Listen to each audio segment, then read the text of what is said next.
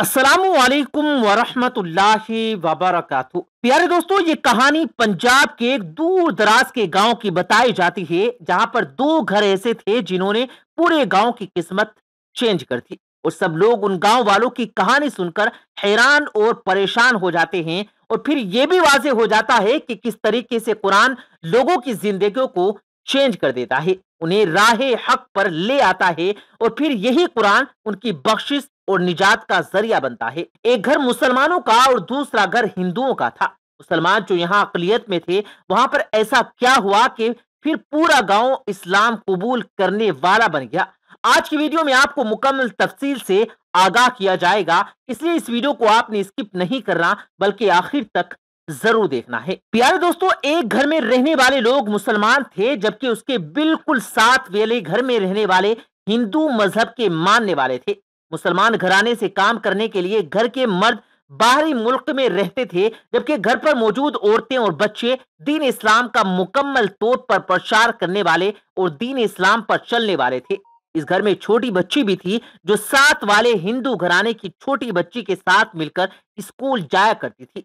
और चूंकि एक ही स्कूल जाया करते और घर भी बिल्कुल साथ साथ थे, इसलिए दोनों में दोस्ती बहुत ज्यादा हो गई। यहाँ तक कि एक दूसरे के घर आना जाना भी लगा रहता था। दोनों घरों के अंदर ऐसी कोई बात मौजूद नहीं थी कि साथ वाले घर के लोग हमारे दीन और हमारे मजहब से ताल्लुक नहीं रखते, इसलिए उनसे दूरी इख्तियार कर ली जाए। बल्कि बच्चे एक दूसरे के घरों में जाकर खेलते, उधर ही खाना खाते और घर के लोग भी एक दूसरे को मिलने वाले होते थे। अब ये दोनों बच्चियां जब बड़ी होने लगी तो मुसलमान घराने की बच्ची को कुरान करीम की तालीम का बंदोबस्त किया जाने लगा। जब ये दोनों बच्चियां स्कूल से वापस आती, खेल कूद से फारिग हो जाती, तो मुसलमान घराने की औरतें अपनी बेटी को बिठाती और उसे कुरान करीम की मुताल्लिक तालीम देने लगती। सबसे पहले उसे अल्फाज सिखाने लगती और नूरानी कायदा पढ़ाने लगी। चूंकि दूसरी बच्ची जो कि हिंदू घराने से जिसका ताल्लुक था, वो भी उस घर में आया करती थी, तो उसने भी कहा कि मेरी दोस्त जो पढ़ती है मुझे भी यही पढ़ना है। पहले पहल तो मुसलमान औरत ने उसको समझाया कि ये तुम्हारे पढ़ने की चीज नहीं, तुम हिंदू घराने से ताल्लुक रखने वाली हो। लेकिन उसके बाद वो बच्ची साथ बैठकर पढ़ने लगी। अब धीरे धीरे ये दोनों बच्चियां नूरानी कायदे से आगे बढ़ी, अल्फाज जोड़ने लगी और पहला पारा पढ़ने लगी। ये बच्ची जो कि हिंदू घराने से ताल्लुक रखने वाली थी, ये भी साथ साथ कुरान पढ़ती रही।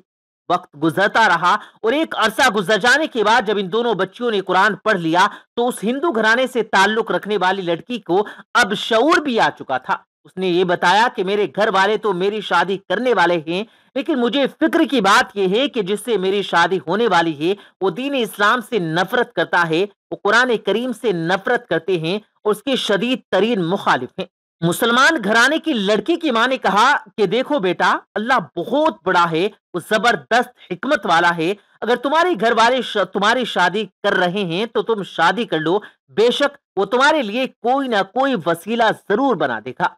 आखिरकार शादी करीब आने लगी, घर में तैयारियां पूरी हो चुकी थी। मुसलमान घराने के लोग जब हिंदू घराने की शादी में शिरकत के लिए गए, तो उन्होंने जाने से पहले कुरान करीम लिया और उसको अच्छी तरह से ढांप कर उसे शादी के तोहफे के तौर पर पैक करके अपने साथ ले गए। इस छोटी सी बच्ची को जिसकी शादी हो रही थी, उसको ये तोहफा दिया। उसके घर वालों के साथ ये शर्त रखी कि ये तोहफा ससुराल में जाकर ही इसको खोले और यहाँ पर इसको ना खोला जाए। तुर्की ये शर्त मान ली गई। और अब वो बच्ची जब अपने ससुराल पहुंची, तो उसने ससुराल में उस तोहफे को खोल कर देखा तो ये कुरान करीम था। वो बेहद खुश हुई, लेकिन उसके साथ साथ वो परेशान भी थी कि अगर उसके शोहर को पता चलता कि वो अपने साथ कुरान करीम लेकर आई है तो वो उसको कत्ल कर देता। इसलिए उसने कुरान करीम को छुपा दिया और उस पर इसने ये मामूल बना लिया कि जब उसका शोहर काम के लिए बाहर जाता तो वो चुपके से अपने कमरे का दरवाजा बंद करके कुरान निकालती, कुरान पढ़ती, उससे सुकून हासिल करती। कुछ और वक्त गुजरता रहा और अब ये हिंदू लड़की एक दिन इसको पता चलता है कि वो पेट से है और एक बच्चे की मां बनने वाली है।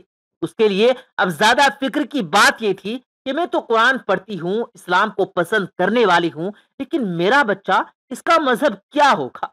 वो इस बात पर बहुत अरसा परेशान रही और दूसरी तरफ उसका शोहर भी बीमार रहने लगा। उसका शोहर जब डॉक्टर के पास गया, उसके टेस्ट किए गए तो पता चला कि उसे कैंसर है। अब वो घर आया और उसने अपनी बीवी से कहा कि देखो, हम वालिदैन बनने वाले हैं, ہمارے گھر ایک بہت بڑی خوشی آنے والی ہے، لیکن میں تمہارے سامنے سچ بولنا چاہتا ہوں، اور سچ یہ ہے کہ مجھے کینسر ہے، کینسر کی آخری اسٹیج ہے، اور شاید میں اپنے بچے کا منہ تک بھی نہ دیکھ پاؤں، اس سے پہلے ہی اس دنیا سے چلا جاؤں۔ تو تم مجھ سے وعدہ کرو کہ تم میرے بچے کی حفاظت کرو گی اور اس کی پرورش کرو گی۔ اس عورت نے کہا کہ جب تم یہ ہار مان ہی چکے ہو اور تم جانتے ہو کہ تمہارے پاس وقت بہت کم ہے، تو بس پھر اب جو میں کروں تو میرے ساتھ رہنا اور میرا ساتھ دینا، اس سے مجھے مت روکنا۔